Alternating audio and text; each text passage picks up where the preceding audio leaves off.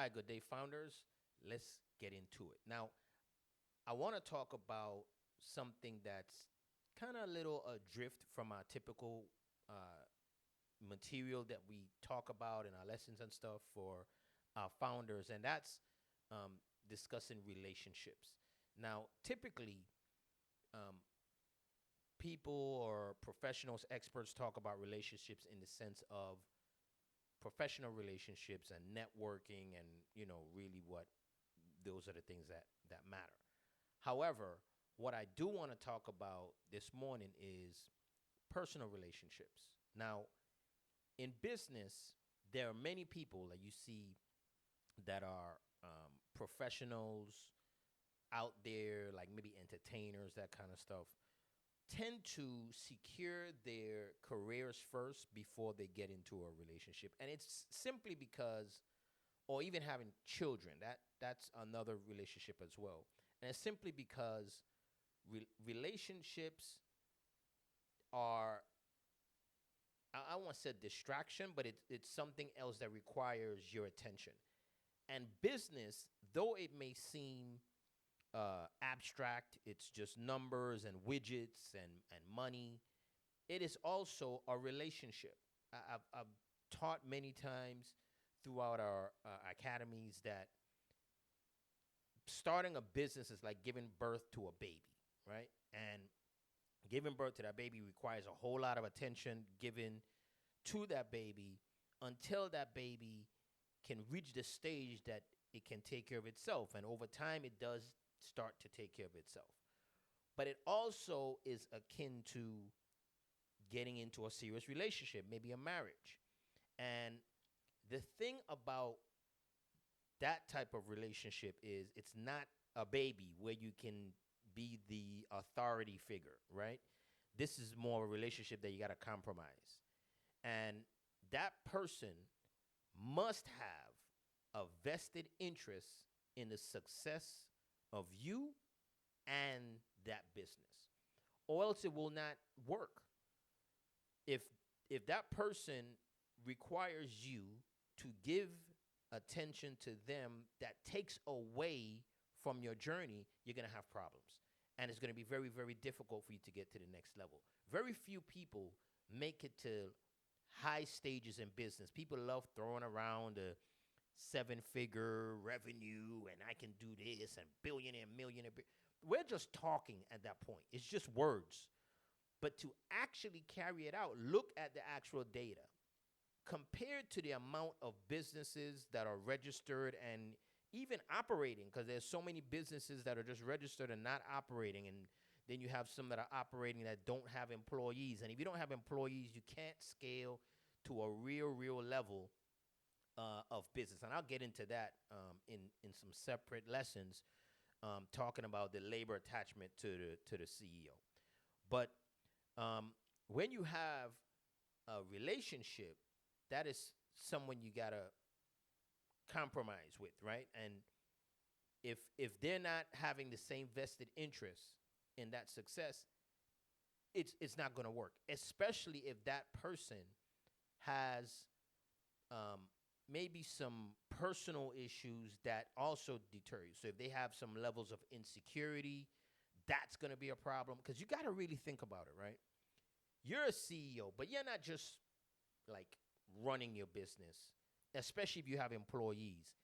You got to think about what type of company or CEO that you would work for if you're able to even see the CEO. And we'll talk about those things as well, the mysticism that needed out of a CEO for the business to thrive. But think about you going to work for a company and you're close to the owner. You can see the owner, they're operating, you can see the CEO. And you're seeing that this person is divided or maybe emotionally up and down and personal life isn't right. You're not going to feel very secure working at that company and you won't stay. And those types of businesses have high turnover and high failure rates because of that simple reason.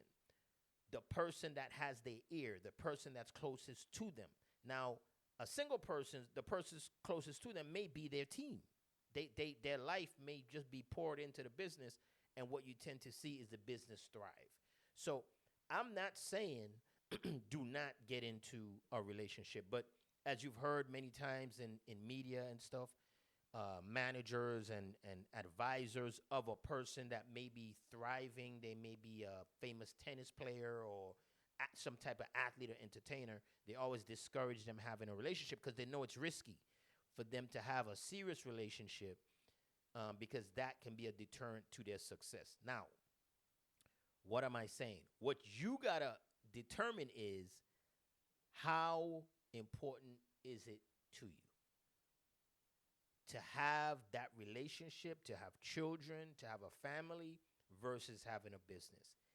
It comes across very apathetic of a business owner or a CEO that focuses more on their career, right?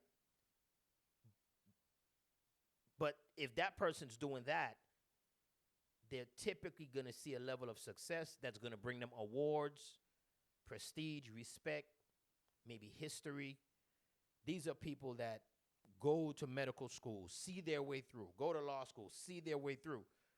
And they have to have the right setup personally, because that setup personally can cause you to crumble. Now, you may be doing great personally, the relationship personally may actually be thriving and it may be great at the sacrifice of the business. So it's almost like shuffling the deck. You got to make a choice. What's very, very important, and I did the same thing, when you have children that's very young, you want to bring them up into the business culture very early. If you allow them to not care about the business and it becomes like the enemy in the home, trying to get them into it later is going to be very, very difficult. They almost have to be indoctrinated early to the idea of building an empire for the family, and they may be the next up to really step in and take it to the next level.